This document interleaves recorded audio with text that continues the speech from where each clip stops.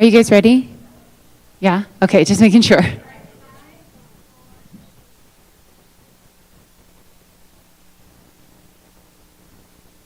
All right, good evening, everyone. We believe we are live and able to start the stream. Jen is hoping it's working. If anyone hears from anyone who's watching live, please let us know if there are any glitches or issues with the live stream.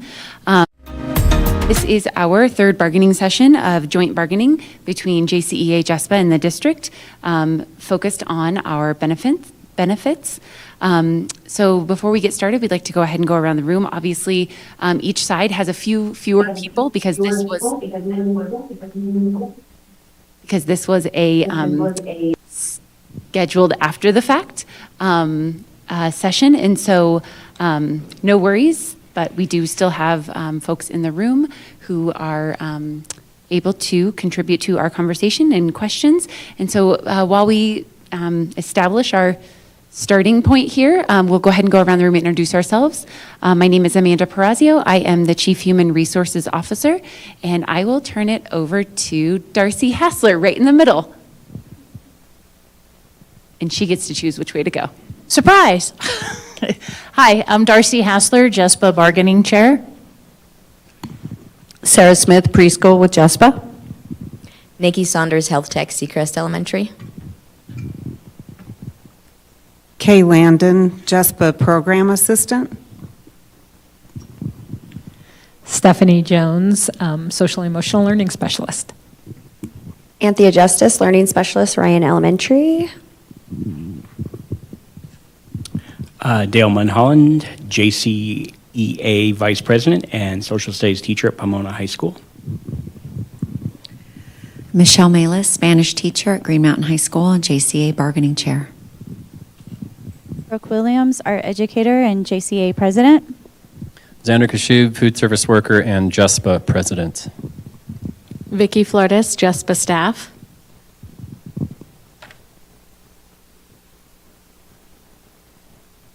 Jen Christensen, Director of Labor Relations. And Jennifer Kimson, Executive Director of Labor Relations. Martha Sheehan, Director of Teaching and Learning. Maria Messer, Executive Director of Special Education. Sue-Ann Hawley, Director of Early Learning. Jessica Goodkin, Director of Special Education. Mark Strelo, Director of Custodial Services. Mike Hins, Director of Fleet Services. Thank you, everyone. I couldn't remember if going back and forth with facilitation, but I have very little on our agenda. I have a district data presentation in response to the data requests that you shared with us last week, as well as questions that you shared with us. We can move forward with that, or if there are things you'd like to start with or add to the agenda, please lean in. We're happy to start there. All right, is there anything you want to add to the agenda immediately before we get started? I think we can be flexible with today and just see where it takes us. All right, sounds good. I will take just 1 second to join the teams and then I will present. Oh, and I will also share it with Jennifer so that she can put it in our, link to it in our shared document.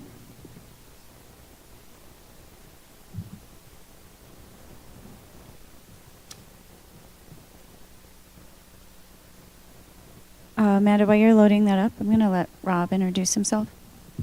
Yeah, hi, I just came up the stairs, so I'm breathing hard. Rob Cassidy, Stanley Lake High School with JCA.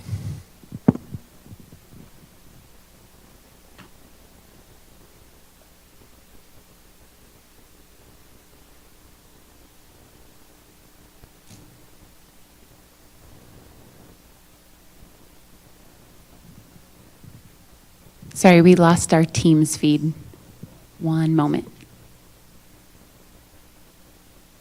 Brandon touched it and broke it. Just kidding, Brandon.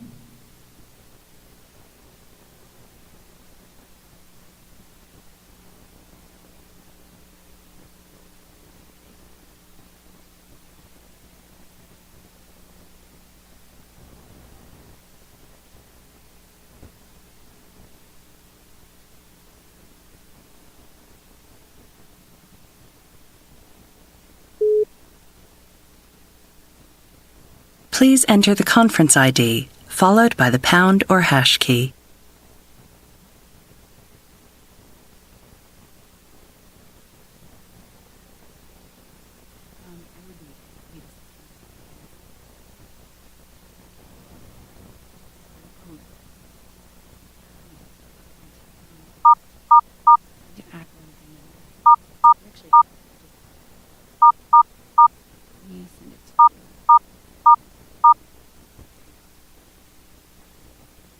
And you'll put it. Sorry, I did not recognize that conference code. Please try again. Brandon, Please enter the conference ID, followed by the pound or hash key. 114.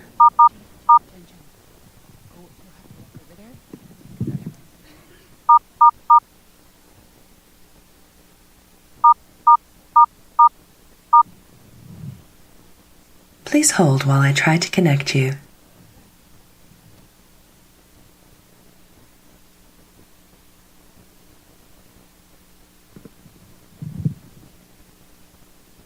Yeah, because I need to add one more. Are we back on?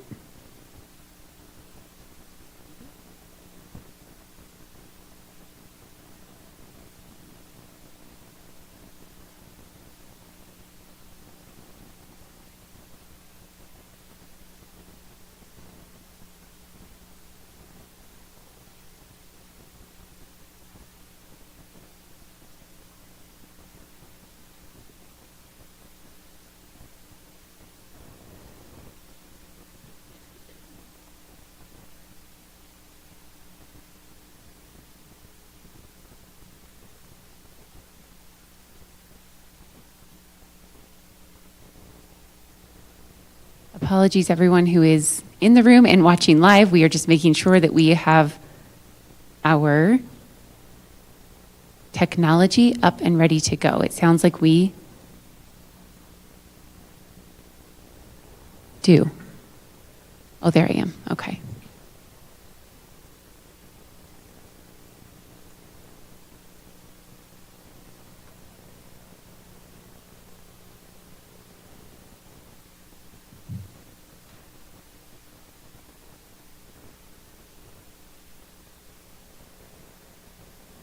Okay. So apologies for not making this very pretty. It's very basic today. So this is the benefits data as requested. And if there's any data missing that you feel as though you asked for and we don't have, or we don't have it presented in the way you were hoping, please don't hesitate to let me know. And we will make sure that we ask the right people to get what we can get as quickly as we can. So this first data is you asked for the cost comparison between current plan and next year's anticipated plan cost. You also asked for the percent of increase that would be the employee only should we remain in status quo. So this is, I have a slide for every single plan. So we have 5 plan options. So this is the Kaiser DHMO. You can see that current costs are on the left when it says FY25. That is the 24-25 school year. FY26 is the 25-26 school year. So you can see the current employee cost. The employer contribution is static from this year to next year, just based on the fact that we have not completed this negotiation. The employee cost you can see on the left. For example, 102.09 is the employee only, and the employee cost for next year on the exact same plan would be 147.46.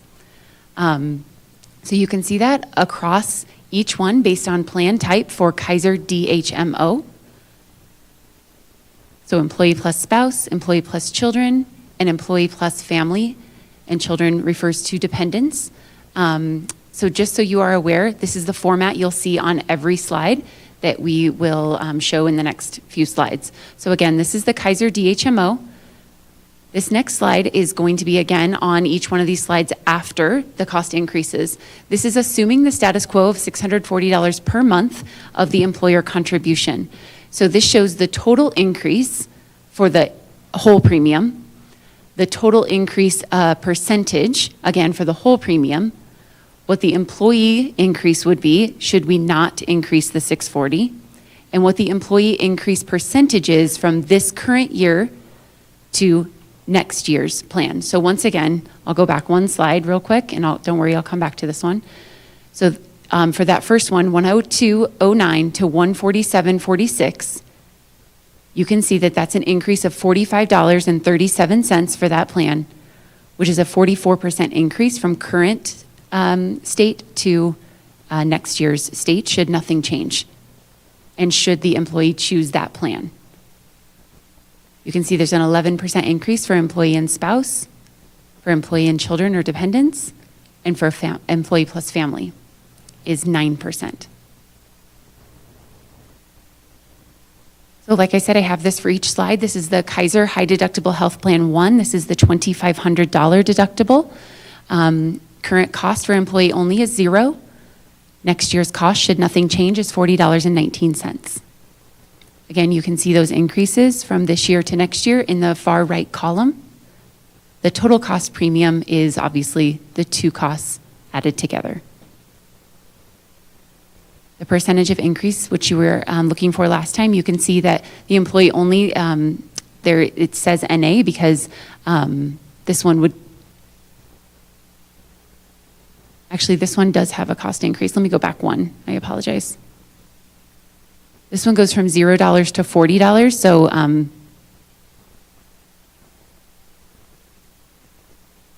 sorry. Yeah, it was $641, which we are paying $641. It will go to $680, so that's actually, there is actually an increase there. Correct me if I'm wrong, Rob, but that's a 400% increase from $0 to $40.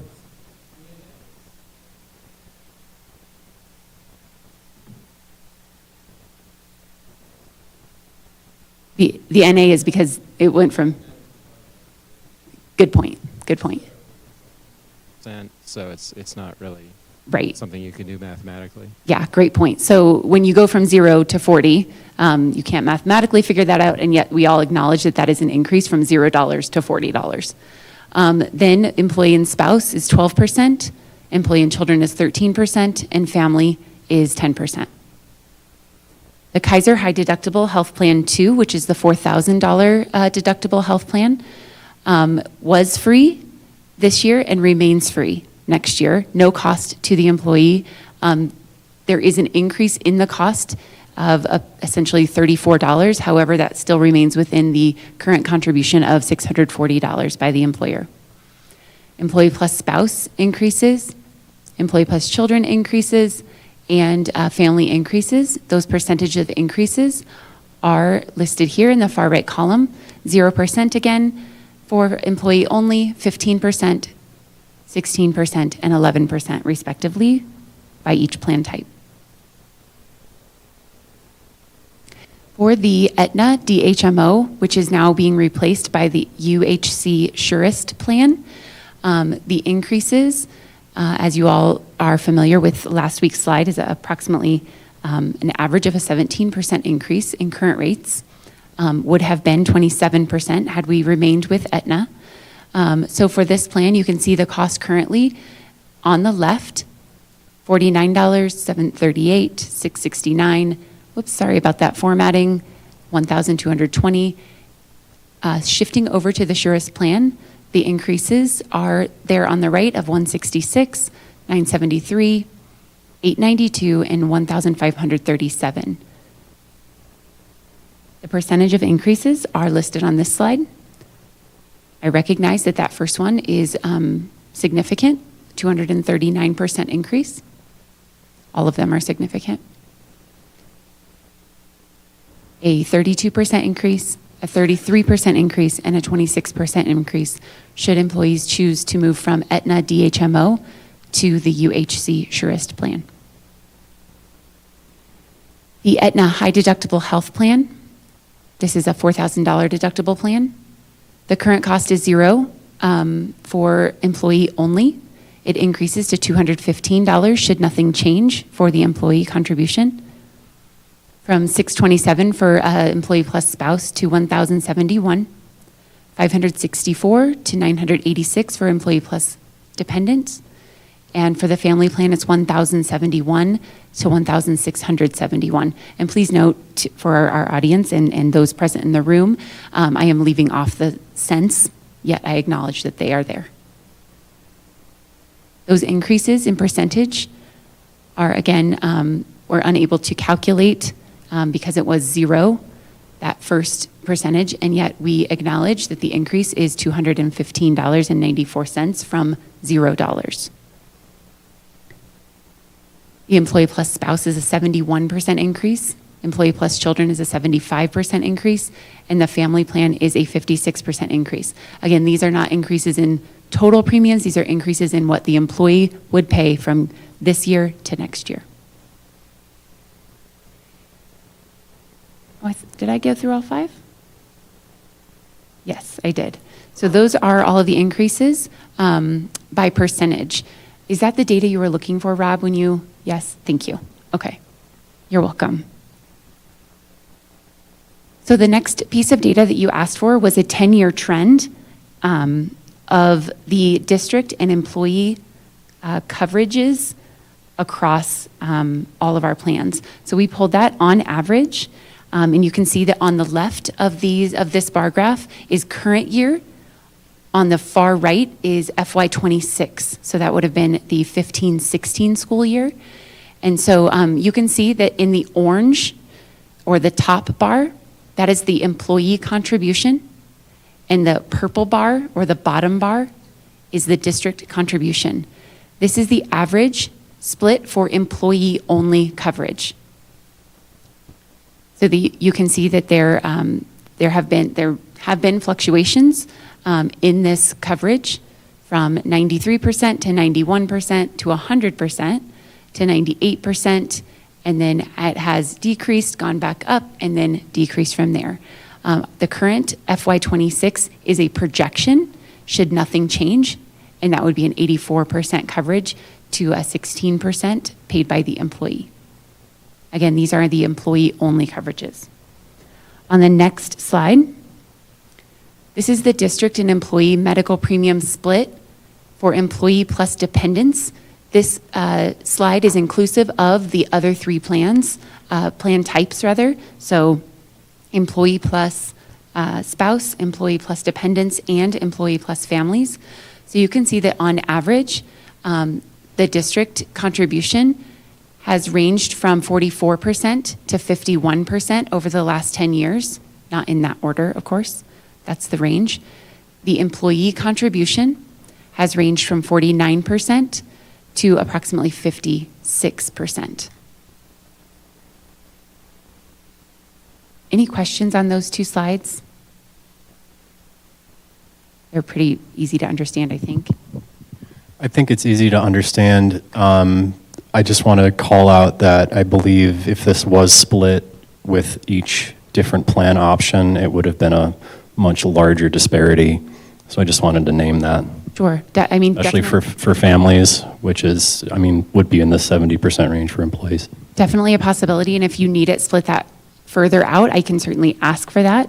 I have, as you all know, each year we get the colorful table that shows like what each plan costs and how much the employer contributes and how much the employee contribution would be in order to make your decisions around open enrollment. And we have each one of those, and that's where they got all of this data to put into there.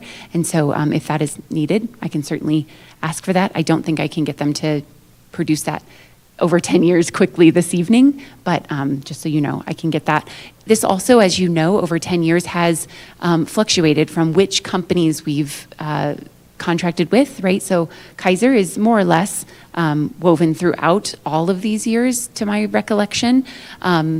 We've used United Healthcare in the past, we've used Aetna, we've used Cigna maybe. I can't even remember just in the last 10 years how many different plans we've used. Okay, the next data set that you requested that we've prepared for you today is the claims cost for the last 3 years for our self-funded plans. So again, these are the plans that Jeffco pays the claims costs for using the companies such as Delta Dental, iMed, and Aetna to administer the, we pay them an administration fee, but they do not pay the claims cost. We pay the claims cost. So this is from the 22-23 school year. The first column just lists the month. This is all disaggregated by month. As you all know, working in a school district, our health insurance runs from July 1 through June 30, and so that's why it starts with July. The 3 columns, because I know this is super tiny, are listed as Aetna/0. 0 is our supplementary health care that once you hit your deductible, or your max out of pocket rather, you can use this 0 plan. Or you can pursue the use of the 0 plan. So Aetna is that column, and then Delta Dental is the 3rd column, and iMed is the far right column. So you can see that Aetna, our claims cost in the 22-23 school year were $13,719,578. For Delta Dental, our claims costs were $5,285,603. And for iMed, our claims costs were $867,259. And this is encompassing of all employees as well as their spouse, dependents, and families that would have claims through any one of these plans should the employee be have chosen and elected to put themselves and their families on these plans. This is the data for the 23-24 school year. Same data, I just tried to make it visually different by moving it to the right. So same thing, 23-24 school year, you can see that we also had Aetna, again, all self-funded plans. The Aetna claims costs were $18,580,688. So that's about a $5 million increase from the last slide, which was $13 million. Delta Dental is $5,284,000. That's pretty static. And then iMed is $841,902. Again, that's pretty similar if I recall. Yeah, $867 to $841. So Delta Dental and iMed, as you can see, are rather stable with regard to the claims costs. As you know, we have not finished out this current year, and so we do have partial data for you. So this is the 24-25 claims costs so far from July of 2024 through January of 2025. The trend, should we be at maintaining this current trajectory with regard to Aetna, is trending toward $23.3 million. So again, that's about another $5 million increase in claims costs from the previous year.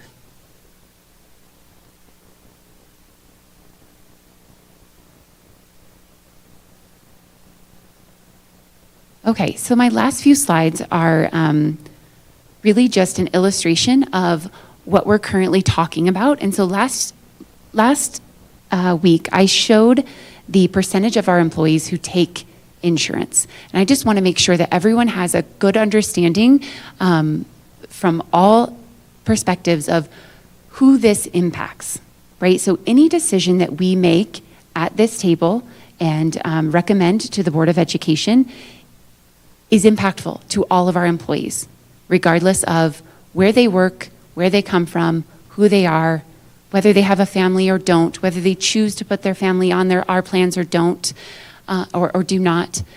So I just wanted to make sure that everyone understands the impact of these decisions. So again, 74% of our employees choose employee-only coverage. They choose that for a variety of reasons, I acknowledge. Some because it's unaffordable to choose anybody else on their plan. Some because they are the only person that they have to cover. Some because they have a partner who also has their own insurance or has more affordable insurance potentially. So 74%, all these tiny people, and yes, there are 74 tiny people on there, I counted them myself. I just thought it would be easy to do 100. So then 5% of our employees, so those 5 cuties in the middle, choose employee plus spouse coverage. I am one of them. 9% of our employees choose employee plus family. So that is represented in the 9 at the top right. And in the bottom right, 9% of our employees choose employee plus dependents. So the decisions we are making impact these employee groups in not such a represented way, right? We have a heavy number of our employees, a large number of our employees who are choosing employee-only coverage. And again, I acknowledge that that is for a variety of reasons, but we do want to make sure that we take that into consideration. The other thing I want us to take into consideration, we've talked about a lot about total rewards. So this year, you all received a new total rewards statement. And although it's a little confusing to read at first, what it does is it provides you a total value of what you receive as an employee over a certain period of time. Sometimes it's just a 3-month window, a quarter. Sometimes it's an entire year. We're still trying to get all of that data loaded into the system so that eventually it will be an entire year that you'll be able to see. But when we think about each one of these employees and the decisions that we make around their value, I want us to acknowledge that when we make a benefits decision, it is a value, it's a total reward for the employee. So the next slide really illustrates that from my point of view and what I really want to understand and make sure that everyone else understands. So imagine employee A and employee B. I didn't name them because I don't want to hurt anyone's feelings if I use someone's name that it exists in the world. So employee A was hired on August 1st, 2024. So was employee B. Employee A works 181 days per year. So does employee B. Employee A was hired at step 6 and is paid $22.39 per hour. So was employee B. Employee A is not married. They have no dependents that they need to claim. And employee B is married with 1 child by choice. Employee A selects the Kaiser High Deductible Health Plan 4000. Employee B selects the Kaiser High Deductible Health Plan 4000. However, employee B chooses to put their spouse and their child on their health plan. With the proposal that you've shared with us, the benefits contribution for employee A is 100% covered with the plan that they selected, which is $640 a month, which does leave an amount of money for them to put toward a HSA, a health savings account. That's a value of $7,680 per year for that employee. Employee B would receive a benefits contribution of, I believe this one is, your proposal was, for this plan, I think 75%. I think this plan might have been 80%. But the benefits contribution is $1,254.16 per month, which is a value of $15,049.92 per year. So what I'm struggling with, while I acknowledge that employee B and employee A lead very different lifestyles, they have a very different experience at home, and they need to cover their family, we are placing a value statement for employee B that is much higher than employee A. We're telling employee B, you're worth more to us as a district and as employees who agree or disagree with this particular plan than employee A. And I just, I'm having trouble coming to terms with understanding that. And I will tell you that I am in that plan, right? Like that's not my plan, but it's going to cost me a lot more this year because I do put my spouse on my plan. And so I want you to know that I appreciate the acknowledgement that sometimes it's harder when you have more mouths to feed and more people to care for at home. And I don't think that I'm necessarily any more valuable than somebody who doesn't have a spouse on their plan or have children on their plan.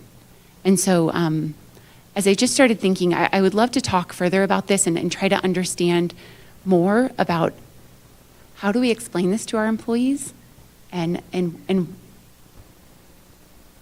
why. And so so that's just something I've been thinking about for a while and something that I really just wanted to bring up to gain a better understanding and insight into what you're thinking and feeling and hearing, because I think it's really important that we talk about it. So the next few slides are really just kind of our response, and I apologize for all the words, to your current proposal. So under your asks, first of all, employees receiving a 20% discount for school childcare. We can encourage this, and we will, and we always have, but ultimately we don't control it. We control our own, and we can set our own rates, but our business partners, Foothills Parks and Rec, Red Rocks, Busy Bees, Rocky Mountain Kids, they too have to maintain financial stability, and if they can't, then they won't operate in our district. And then no one will have access. Secondly, employees receiving priority for their child's enrollment and access to district transportation to that school. So I want you to know there are already policies in place that address the enrollment priority. I acknowledge that the employee priority for enrollment is only in the school where you work. And for some of us, we don't work in a school, so we don't get that enrollment priority, and that has been lifted up to district leadership. And I will tell you that because our choice enrollment process is complete, well, not complete this year, but the round one is complete, like this is not something we can change. This is also state statute, and so we have to ensure that we are aligned with our state statute.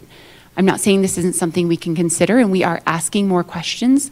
A phenomenal preschool teacher, rather a phenomenal teacher at Marshdale Elementary has reached out to many of us and shared her own story, and that of the colleagues that she shares. They all have preschoolers, and they can't get into their own school. And I get it, and we are looking into like how might we be able to adjust that into the future. But right now, there is a policy in place, and we are following that priority status for our employees in their own buildings. And then access to district transportation, again, there is a policy that allows for this.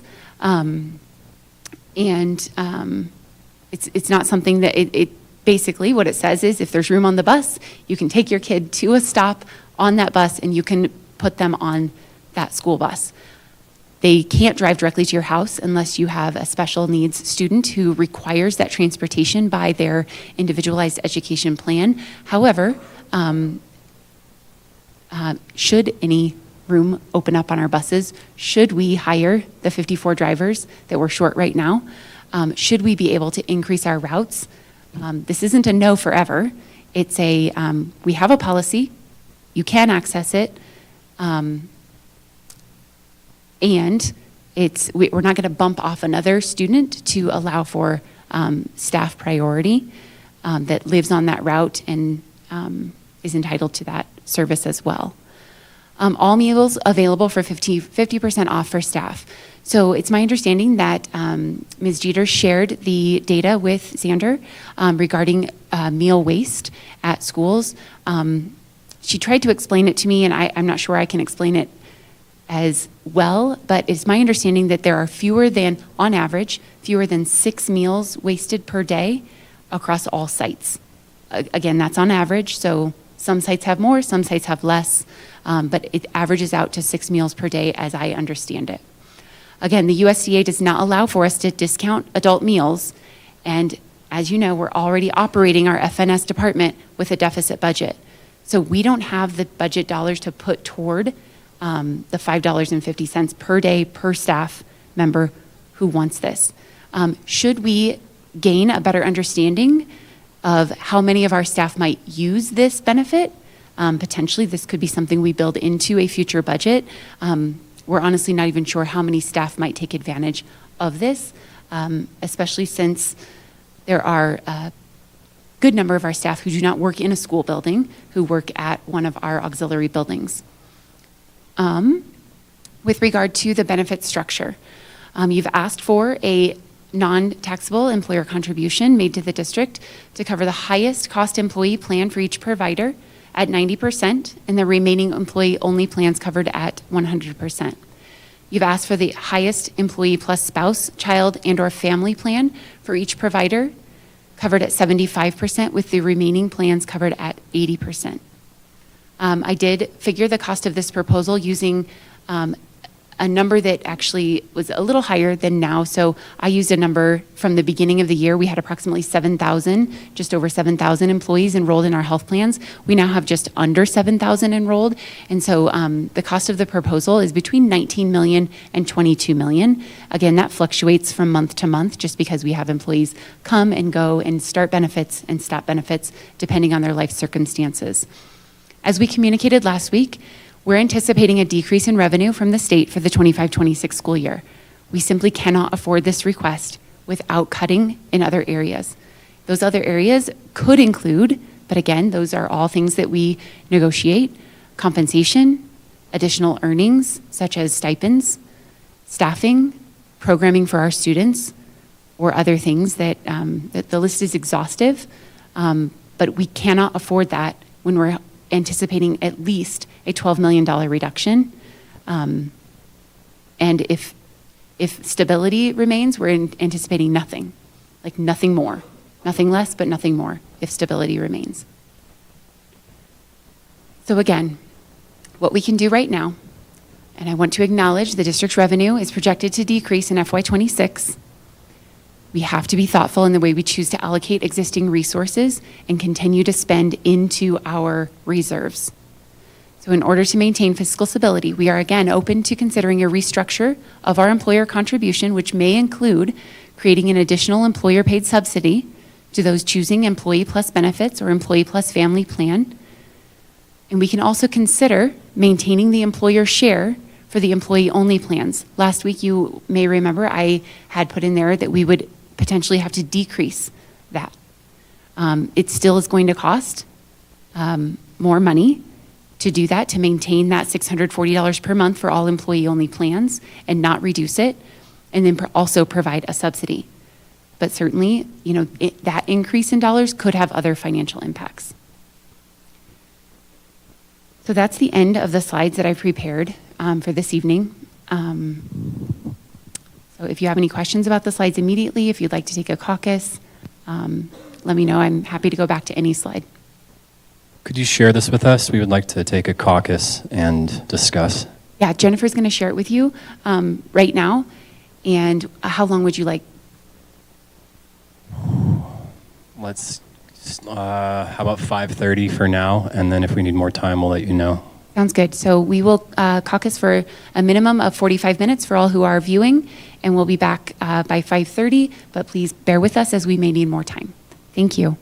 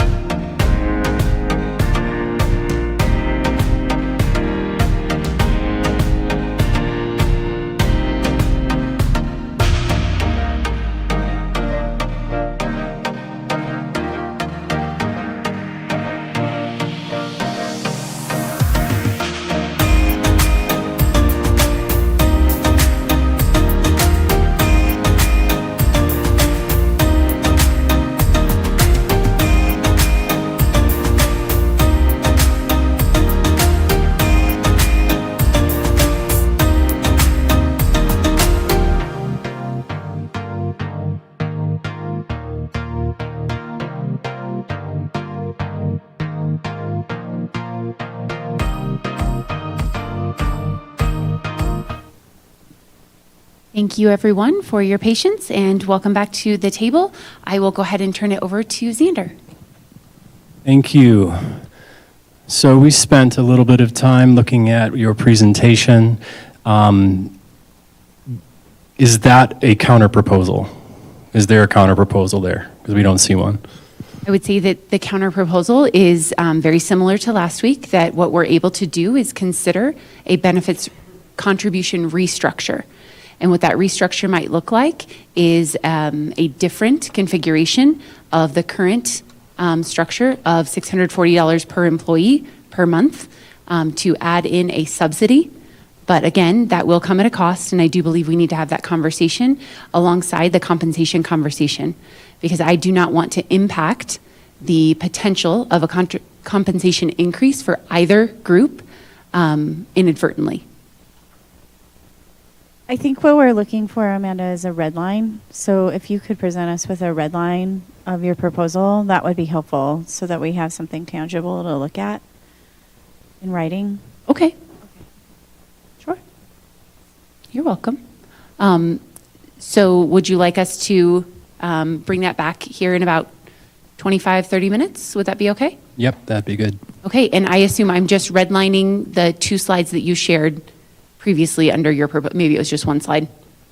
Okay, 2, okay. I also wanted to, I also wanted to acknowledge 2 pieces of data that we did not yet include. I believe you asked us for the total number of claims in addition to the claims costs. Our consultant is working on that data. We had the total cost because we have to sign and pay that every month, but we didn't have how many claims were attached as readily available. So we're still working on getting that data for you. Additionally, I had some information that I can bring back and explain the difference. There was a Delta Dental slide and it said 21.5% versus 25.9%. And you asked a question around that. And I have an explanation that I can give. Hopefully it will be understandable. Maybe I can send it to those who are on the back and they can help explain it because it's not something that I work with day in and day out. So I have the explanation. I'm happy to share it.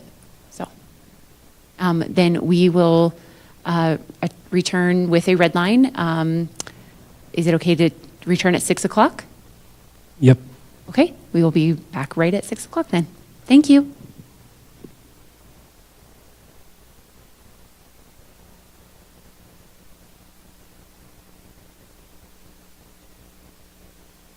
And real quick, sorry, Brandon, before we hop off. So, like Brooke was saying, we're looking for a red line, but we're also looking for a proposal. Not maybe we could do this, maybe we could do that, something tangible to work with. So if you're saying we need to collaborate on what that looks like, can we get something that's actually, we're proposing this dollar amount or this restructuring in the red line?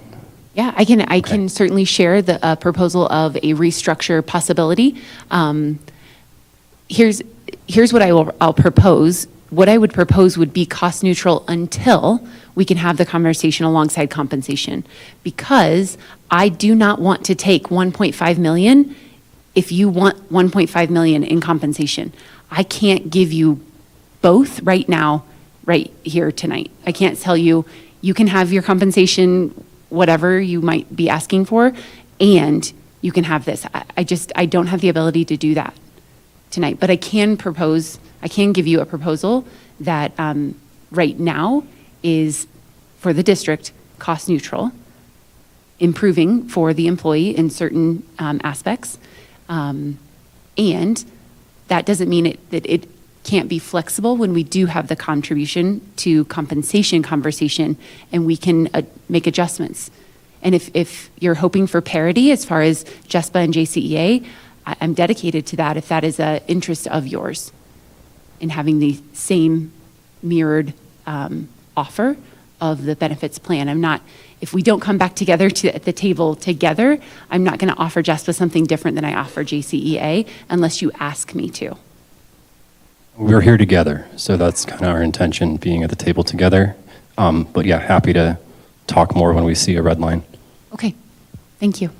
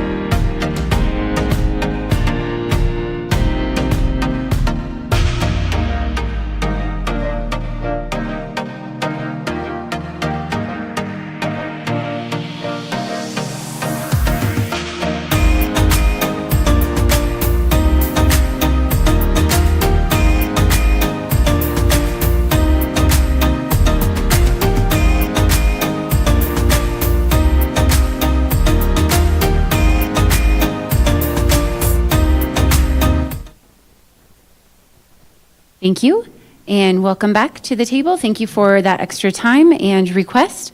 We have taken the notes section from the 220 agenda, which was at the very bottom. This is what we could find from the proposal that you shared. We couldn't find any slides, and so if we missed anything, please let us know, but this was from the 220 agenda. At the very bottom, it said, JCA and JESPA, after caucus, the associations presented their counter offer, and it had 6 bullets listed, and so that's what we brought back to counter, but we weren't sure if there was anything we may have missed. So our red line is as follows.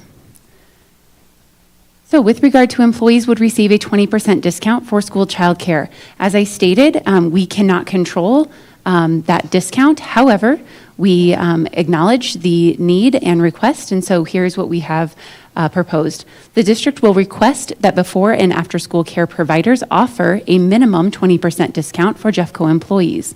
For the 25-26 school year, school age enrichment will maintain a 20% discount for Jeffco employees. We also want to note that enrollment that should just say enrollment is based on space and staffing and is not guaranteed.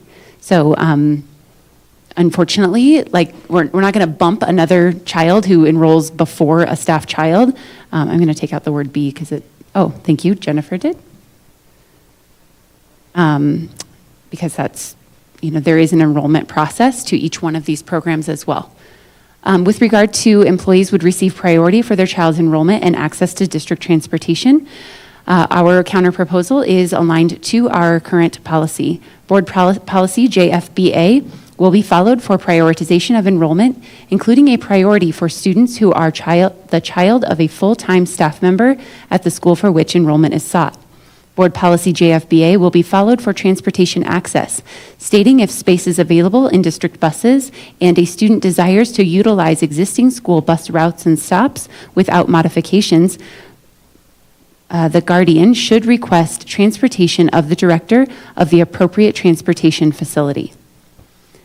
We have redlined all meals will be available for 50% of off for staff for reasons previously stated with regard to USDA rules and access. With regard to the benefit structure, these two were both aligned to the benefit structure, so it's not two separate requests, it's requests for different plan types.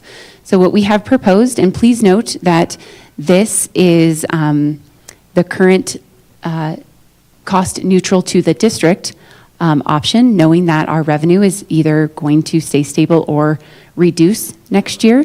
This is our current offer without having the conversation aligned to compensation.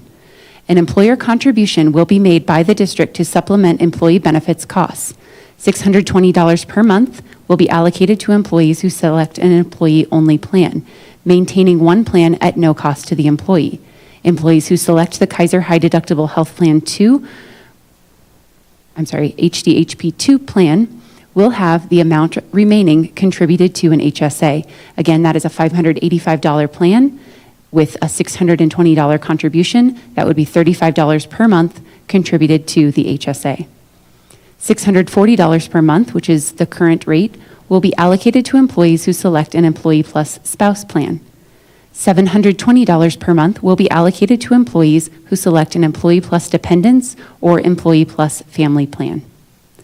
So this is what we meant by a subsidy for those who select employee plus plans, specifically those related to dependents and families, and maintaining that for those who have employee plus spouse. Again, we can have conversations, and we are open to conversations around adjusting these numbers. However, we do not, we are not able to do so outside of the compensation conversation because we feel as though those two things are both priorities to you. And those are our only red lines because that is all I could find. I feel like something was missing, but I couldn't find it in the notes. Yeah, I'm not sure what happened. I think with the confusion with the slideshows, et cetera, we missed two pieces, which I have just added into tonight's agenda. And I'm not sure entirely how that happened, But if you look at tonight's, oh, where'd it go? Everything I had on there just disappeared. Okay. Did you put it on this 220 agenda Yeah, I instead? put it on the 227 agenda, and it's, hold on, maybe it's at the, oh, never mind, I put it on the wrong agenda, that's my bad.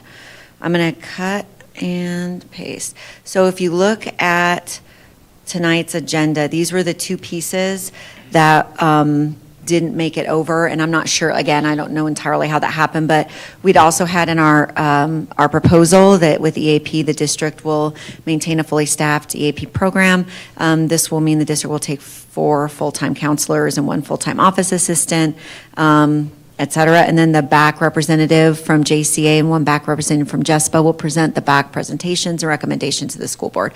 So those were the 2 pieces I found that didn't make it on there. Thank you. I'm happy to go back and redline these, but I wanted to get you what I could. Yeah, I perfect. thought that I forgot about the last one, but I thought the EAP one was missing, and so I didn't want to misrepresent what you countered last week with what you countered, or with what you offered the first week. Right. And so I'm happy to work on these, but I wanted to give you what I could as soon as possible. Perfect. Thanks, Michelle. Could you go back to what you had before, please? The first slide or the second slide? The second slide.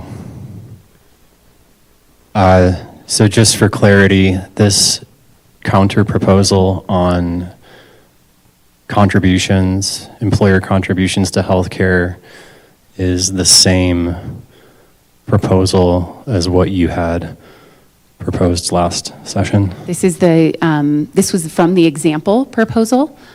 So I shared that we would be willing to consider a subsidy model, and then I provided an example. These are the costs that were modeled out in that example. And again, we are open to conversations about adjusting these along with compensation conversation.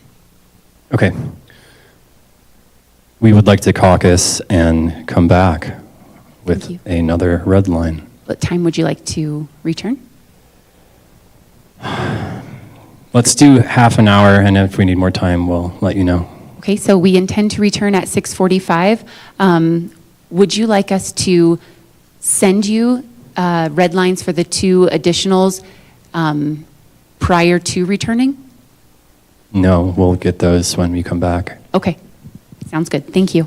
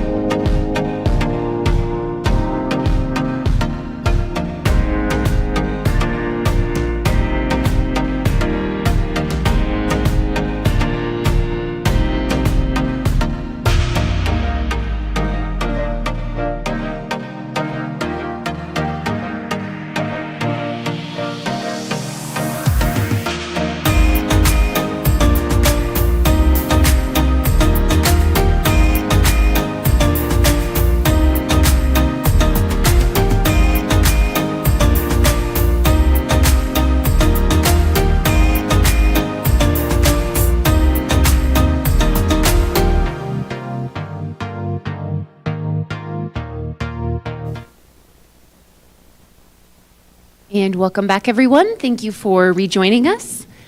I wanted to just ask, did you want to go ahead and take the floor, or would you like our counters on the 2 additional bullet items that accidentally got left off? You go ahead. Let's see the other things, please. Absolutely.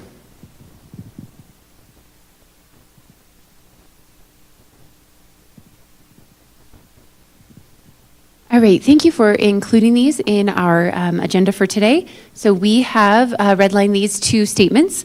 The first, our counter proposal is the district will maintain access to an employee assistance program. Sorry, I can't, it's on my computer. There we go. EAP in parentheses.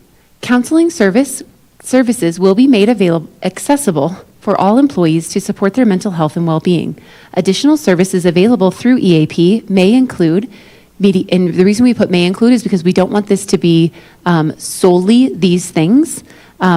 It could be more than these things. Some EAPs, and including ours, often offer financial advice, other resources, etc. So additional services available through EAP may include mediation. Counseling was redundant because we already said it in the sentence previous. Preventative workshops, mental health education, crisis response was an addition because that is something that is really important that they are already doing, and we want to maintain that. And other outreach services. Staffing will be determined annually based on employee usage, data, and demand. In the second bullet, we have countered that to say 1 BAC representative from JCEA, 1 BAC representative from JESPA, and 1 BAC representative from JCAA. And we put that in there because that's what the MOU includes, is 1 representative from each of those 3 are what makes, not 1, but representatives from each of those 3 groups are what makes up the BAC. We'll have the opportunity to present to the Board of Education during public comment to share the BAC recommendations to the school board. The associations may also elect to use the time they are allotted on the November, December, or January study session agendas, respectively, to share information related to BAC recommendations. And just for everyone's context and awareness, each of the associations is allotted 1 hour and has been allotted an hour for the past several years, few years, on each association on one of those 3 months. On the board study session, which is always scheduled the week prior or 2 weeks prior to the regular board meeting of the month. So those are our 2 additions. Did you want to take time to talk about those, or would you rather provide back what you have discussed? No, we're happy to take the floor. Okay. Thank you for that. Sure. Yeah, I'm going to pass it off to Rob. Okay, and I'm just waiting for the slides. Okay, so we had a few slides to talk about, kind of in part in response to the district slides and what they'd said. So if we could go to the next one. And I guess, one thing that's bothered us is we keep hearing cost neutral. That, we need a cost neutral plan, cost neutral plan, cost neutral plan. We've heard it, a bunch during the last couple sessions. But when you look at this slide here, this is the proposed increase in cost for, for example, the $4,000 HDHP family plan. That's $7,194 per year. That is not cost neutral. That's a $7,194 pay cut for any employee who took that plan. For the Shorus family, which is the cheap option from United Healthcare, that is a $3,802 cut for employees. So we're not seeing this being a cost neutral plan. We're seeing this as devastating to the finances of families. In total, just with the Aetna conversion to United Healthcare and the associated costs, it came to the total costs, and those were a few selected categories, the total of all the categories, was over $4 million increase, which will be purely 100% on the backs of the employees. Again, not cost neutral. Okay, the next slide shows, actually the next two slides basically show, to a large degree, what the district had presented in their slideshow. I wasn't aware that, I wasn't sure if you were going to get the numbers. I ran them over the weekend. On the plus side, our numbers, I think, for the percentages match pretty closely. I didn't see any big deviation. We seem to be pretty much in agreement. The one thing, though, that wasn't really brought up in the district presentation was, again, the portion of the increase covered by the district and the portion of the increase covered by the associations. So when I ran the numbers, I put that down there. And it shows that the district is covering, for each of these plans, 0% of the increase. And the employee is covering 100% of the increase for every single plan. So again, this entire increase in cost is on the backs of the employee. And I don't think we really, the next slide just goes through, one of the slides was Aetna, or it will be United Healthcare. One of the slides was Kaiser. Again, I think the numbers match pretty closely with what you got. They probably exactly with what you got. What? Okay, so there might be minor tweaks, but it was in alignment. I think I said undefined, not NA for that. But once again, even on this one, again, the district is covering 0% of the coverage, the employee 100%. If we go to the next slide, okay, yeah, so this one, I did actually here figure out the percentages for the district mock-up plan. And let me get to there on here. So I have the employee premium increase, and it's showing the increase with those stated amounts. I think it was the, the 620, the 640, and then the 720 values. So when you factor that in, what is the, added change in district contribution on the right side, and then in the middle there, it's showing the percentages. And you do see there's, considerable movement in the, good direction in terms of the employee for, many of those plans with this proposal. But the problem with it is this $20 increased pay every single month for employee onlys, which, as the district pointed out, is the majority of the people on the plan. So if this plan were instituted, the majority, like 3/4 of the district, would end up paying an additional $20 a month. So once again, that's a $20 per month pay cut for 3/4 of the Jeffco employees. And the survey that was the back put out was pretty darn clear that that was not in the interests of the vast majority of the people. So I don't see how this is as written or as presented last week and again this week. It's not a tenable plan as currently formatted. The next slide then, just looking kind of bigger picture. This year, just looking roughly 31% of the premiums are covered by employees. 69% are covered by the district, according to the numbers that were on the spreadsheet that you had shared with us last week. That was for this current year. For next year, it was showing 36% would have to be covered by employees. So that's a 5% increase of employee, again, on the backs of employees, what we will have to be paying. And you guys, you're also employees. What you're going to be paying and the district isn't. So earlier tonight, there was a presentation showing, what percentage does the district pay, what percentage does the, do the employees pay? Well, it's been, fairly standard, fairly level where, well, it's not going to be this year. There's going to be this giant jump where employees will have to pay, considerable amount more than they are currently paying.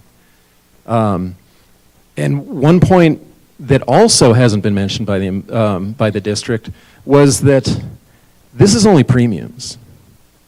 Nowhere in here does it talk about any of the costs associated with if you go to the doctor and you have some procedure done and you get a bill. None of that money is factored into the conversation so far. So to say that the employee is covering this percentage of the cost, the district that percentage, is ignoring a vast amount of cost that the employees are covering, and it just doesn't show up in the data because it's the bills that they pay for getting, scans, for getting medicines, for getting whatever, any medical treatment that you get a bill for isn't in this data. That's silent as far as this is concerned, and it adds massively to the cost of employees. And obviously that will vary depending on the employee and the health of the employee, things like that. As it is, employees now are paying about $23 million in premiums. They're expected to cover $7 million more premiums next year.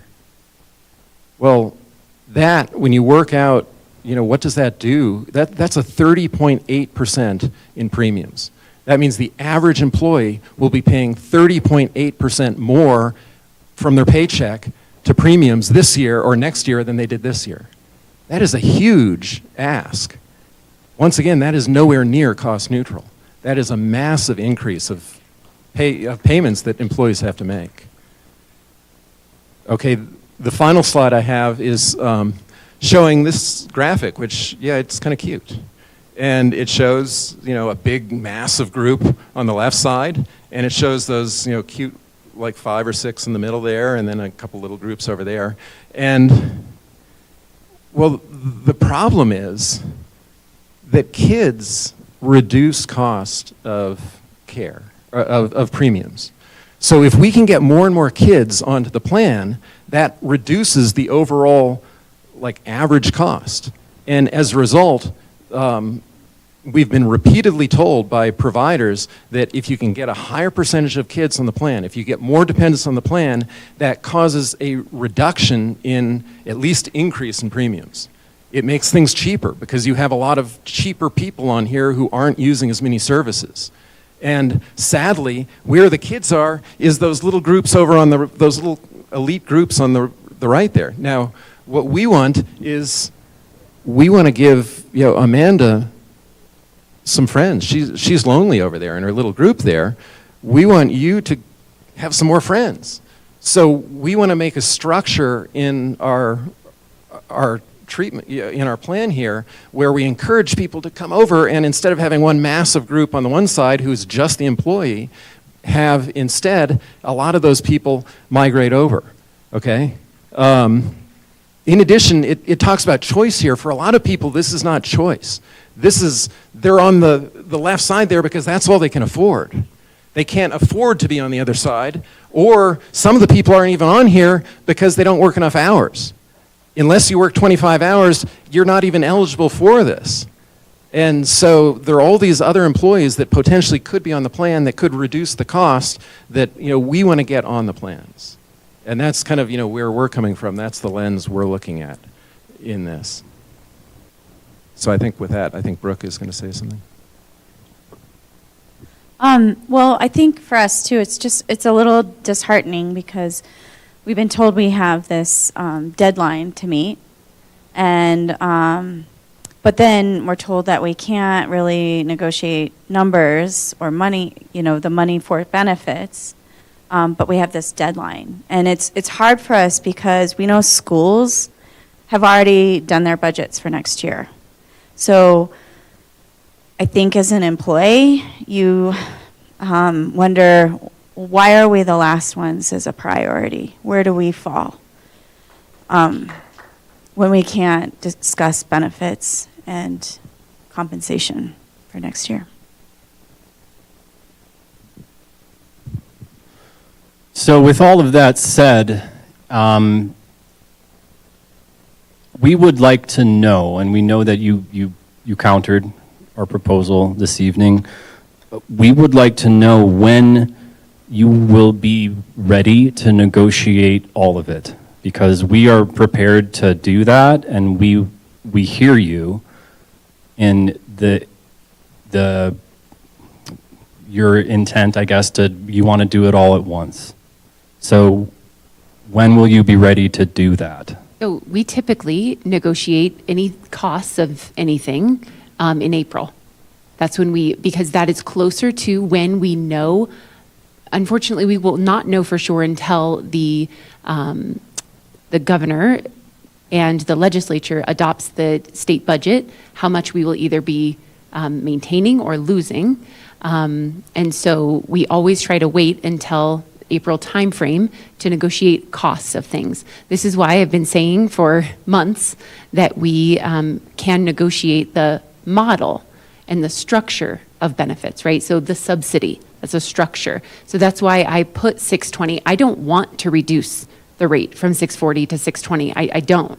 And I can't add money that we don't have yet, that we don't know if we have. And so I'm not saying like that's a best and final of 620 reduction for all employee-only plans. But typically, we wait until we get closer to when the legislature starts talking. And as I understand it, that's usually the first, I can't remember which days, first week in May when they know for sure. And that's, so we usually start in April having these conversations around, here's our compensation proposal. We usually do our revenue slides later on. I had Brenna come do them last week from what we know right now. Obviously, as things are adjusted and modified, she can update those slides. And in my experience with JCEA, Rob has always brought a counter slide proposal with the revenue projection that he has determined. And so when we get to that point, we're happy to discuss money. We're happy to discuss it with both of you, but we don't think it's fair to discuss them separately because it's not two separate pots of money. It's one pot of money. So if we're here to negotiate the model, like you say, we've proposed a percentage model, and each bargaining unit has proposed percentage models for at least the last 2 years. There has been I won't say a promise or a guarantee from the district, but there has absolutely been some buy-in to do this. The school board has said this is what they believe should be done.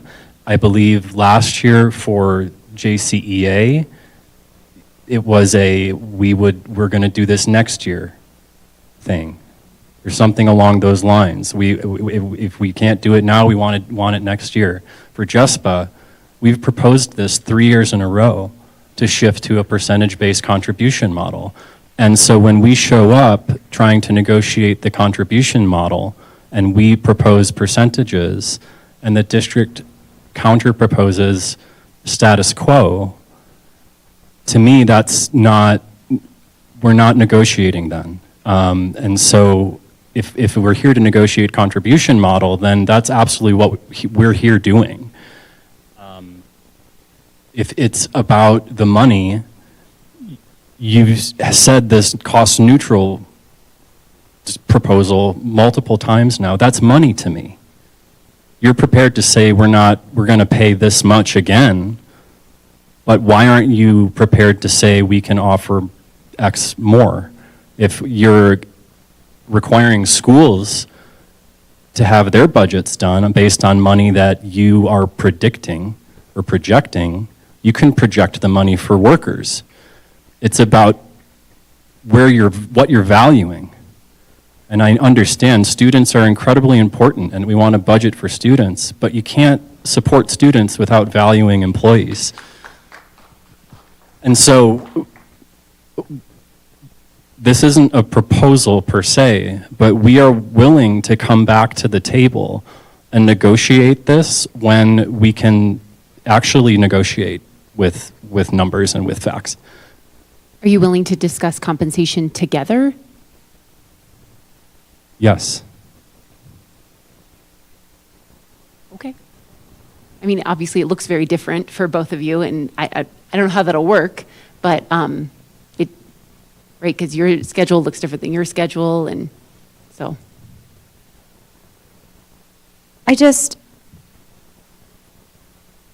How does this work with this deadline? Because like last year, we were told we couldn't do it because of this deadline. The deadline is really around communication with employees, right? My benefits team is working to produce documents for employees to be able to consume so that they will be prepared for open enrollment, So, and any adjustments to FTE, right? So last year, we went from 0.75 to 0.6 with JCEA. Any adjustments to FTE, we need to know as soon as possible. JCEA, I mean, you have 0.6, Jespa, I don't know if you want that. It's not something we've discussed yet, I don't think, to my knowledge. Has it been proposed? That's been an interest we've stated at the table. Okay, I didn't remember if you proposed it in language yet or not. And I just want to jump in that when we were at impasse and mediation, we said we will take what GCAA has, and we didn't get it. Because that was what JCA got, and we didn't get it. Sorry, there's tone there, but. It's okay. And just to speak to the deadline piece, when we were at impasse, we got what JCA got. When I believe there was, if it's not this year, if it was the year before, our benefit structure changed. There's a contribution that changed. There was an extra $10 or $20, and you opened up enrollment again for all of our bargaining unit. So it's not something that can't be done. We can change plans past the open enrollment deadlines, and we can update our systems. I believe the whole talk about deadlines is kind of a misleading concept when there's history and precedent for opening that back up and changing it. So I think we can continue these conversations even though there are these deadlines. Yeah, and again, it's really the communication piece so that the team can be ahead of it, and so the employees have typically, they've had the entire month of April to communicate and review that and hold sessions, and that's why they ask for that date. I have confirmed with them that if we were to change the contribution model, that that can be done without, having 6 weeks, a 6-week window. I mean, they can get that done. If we get this done in April, they can get that done before. It's just that the materials won't necessarily reflect the accurate contributions. And I think we would be willing to help with that communication. Yeah, we want to support workers, whatever that means. If I'll speak for Jespa and the members that I know. If there was a considerable larger buy-in from the district to support them and their families and spend more money on workers and their kids for benefits, they'd be more than happy to make that jump. Even if there was a communication that was inaccurate in the beginning, or if it's accurate based on the data that we have, if we negotiate something better 2 months down the road, I think people will be okay with that.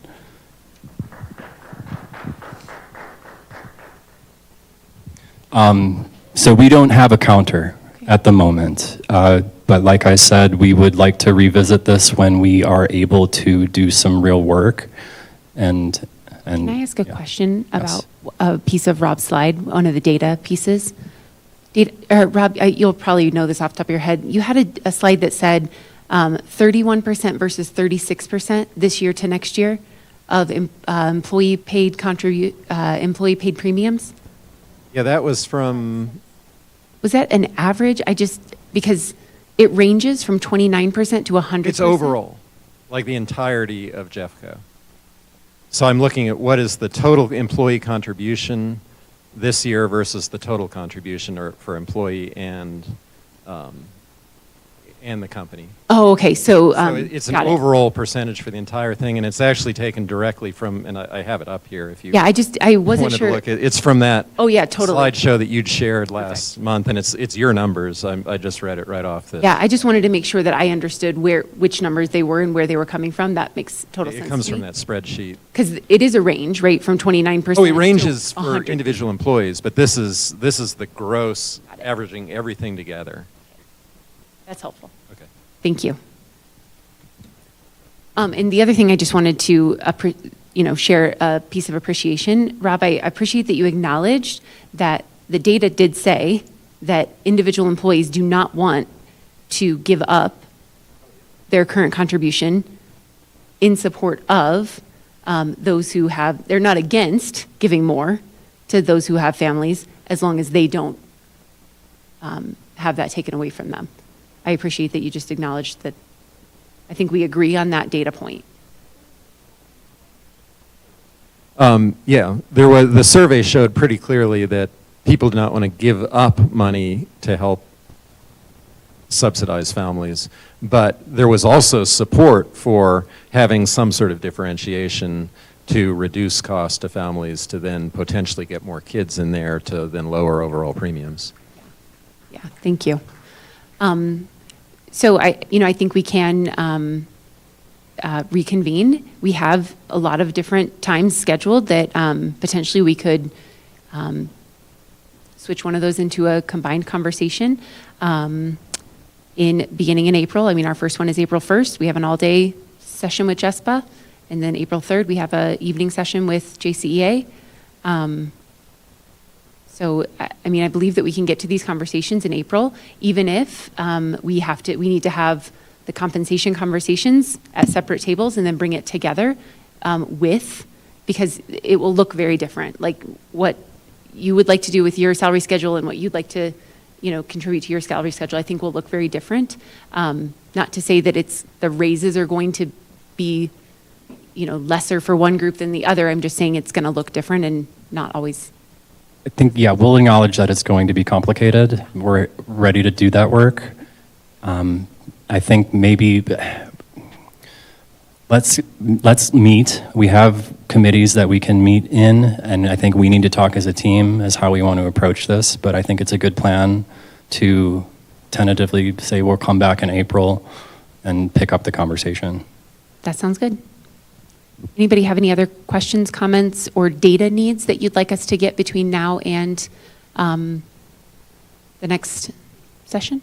You did mention it, but the claims data, Yeah, just more specifics would be good. Yeah, as soon as we get the numbers, because that's what you want is the actual number of claims in addition to the rates or claim amounts. Yeah. Yeah, as soon as we get that, we'll send it over to you. We'll send you something in writing so we can just make sure we have all of the concepts down that we want to understand. Sounds good. And again, if there's data that you need, Rob, or you want more in-depth data, or if you'd like me to ask for that data to be broken apart, just let me know.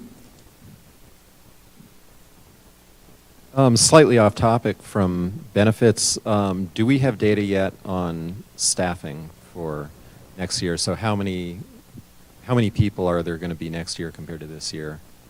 So movement of staff. I will ask. I'm not sure. As far as based on the school budgets that have been submitted. So how many licensed staff are there? How many people in Yeah, so because the total staffing numbers. We haven't had our departmental deadline yet for budgeting in departments. And so I can try to get the school-based, and then I can certainly, once the department, I don't even know the deadline. I think it's maybe March 14th, could be March 24th, but I will get that data as soon as I can. Can you include administrator data in that? Yeah, of course.